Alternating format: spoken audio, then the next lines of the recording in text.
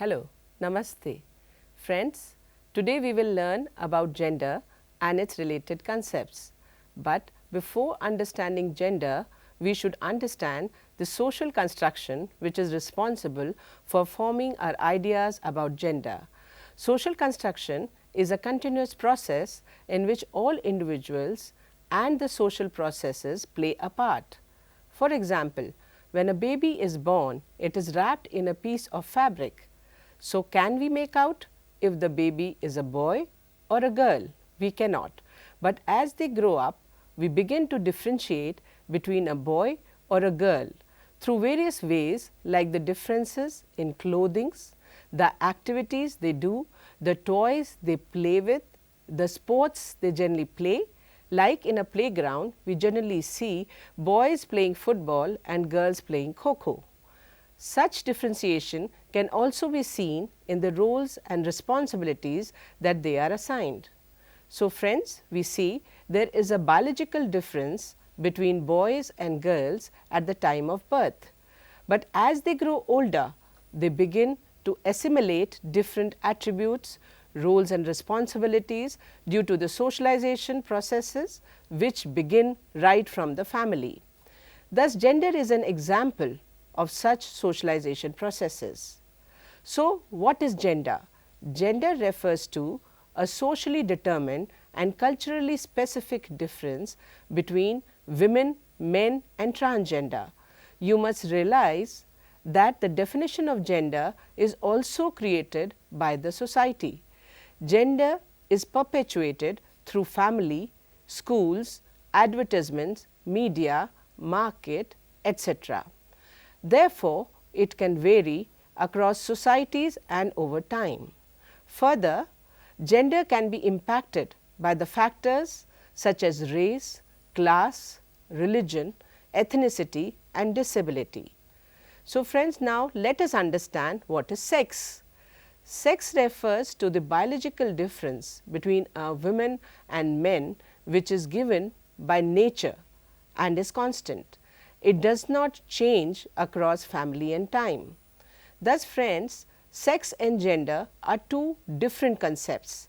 Sex pertains to the biological difference between boys and girls, and gender is a socio-cultural difference between boys and girls, men and women, which is given by the society.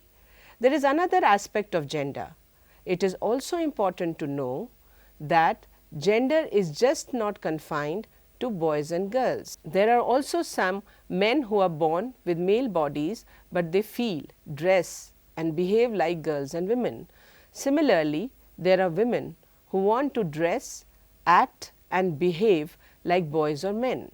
They are categorized as transgender persons, and their behavior, role and attributes are also determined by the society. Thus, our gender identities determine how we are perceived and how we are expected to behave as men, women and transgender. Now, let us reflect on certain important points. Do you think gender roles are fair? Does the fact that we are treated differently based on our sex prevent us from reaching equality? Or are we treated differently because we are different in nature? Friends, since schooling plays a very important role in our socialization, we need to understand how gender and its dimensions operate in schools. The teachers are an important stakeholder in the schooling process. We will discuss their role in making classroom gender friendly and inclusive. Friends, teachers themselves, because of their socialization, perpetuate gender biases and prejudices formally or informally, and this can be seen in the terms of selective distribution of roles and responsibilities, allocation of activities, use of inappropriate language, etc. in the classroom processes. Such an attitude creates low self-esteem and feeling of alienation among girls, which in turn affects their level of participation in the classroom activities. So, it is here that the teacher can play a meaningful role.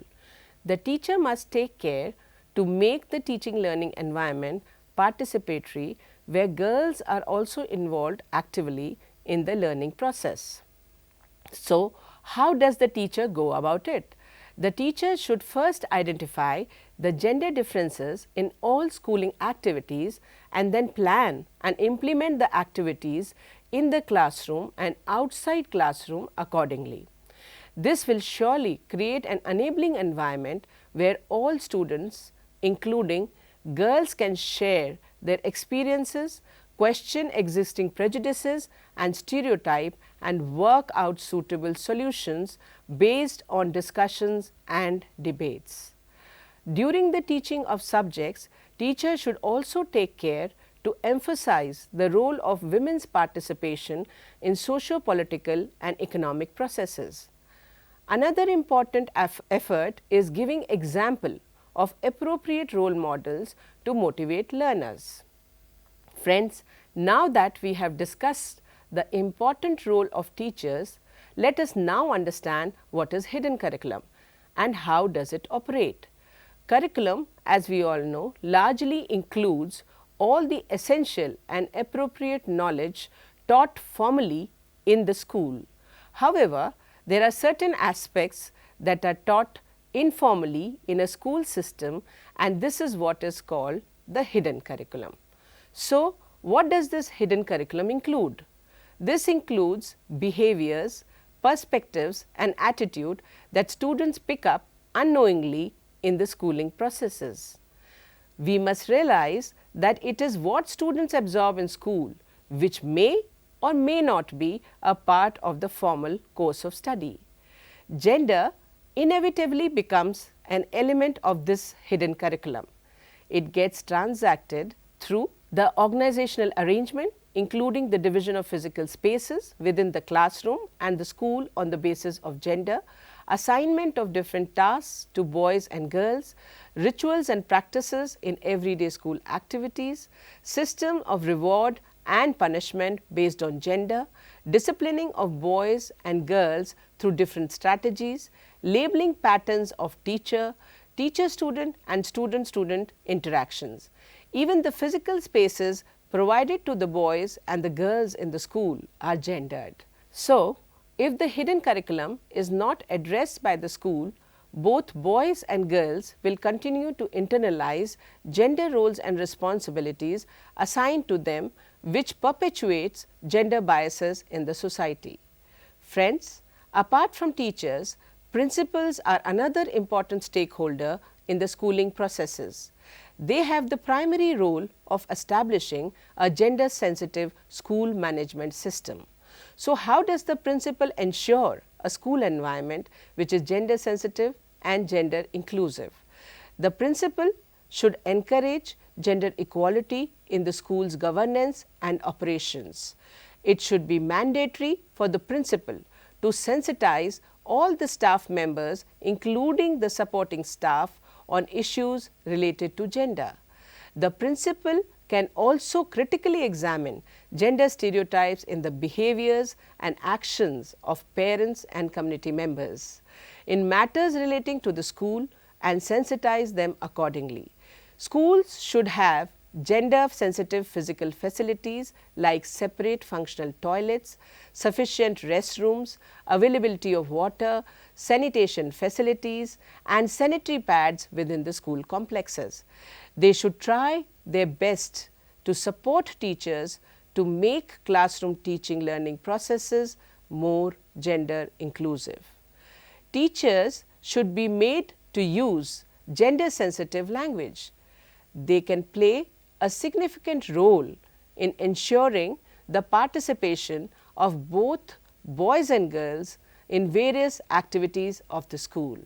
Friends, we are also aware that violence manifests itself in various forms both in and outside the school. It is mandatory for the principals to develop a zero tolerance policy towards any form of violence. It is important to organize self-defense training for both boys and girls. There should be regular arrangement of guidance and counseling services for the students. It is the responsibility of the school management and principal to formulate, implement and monitor rules and regulation that will make the school environment gender sensitive. Thus, having seen that how gender operates at various levels in the schools, the role of teachers and principal assumes significance in gender issues. Thank you.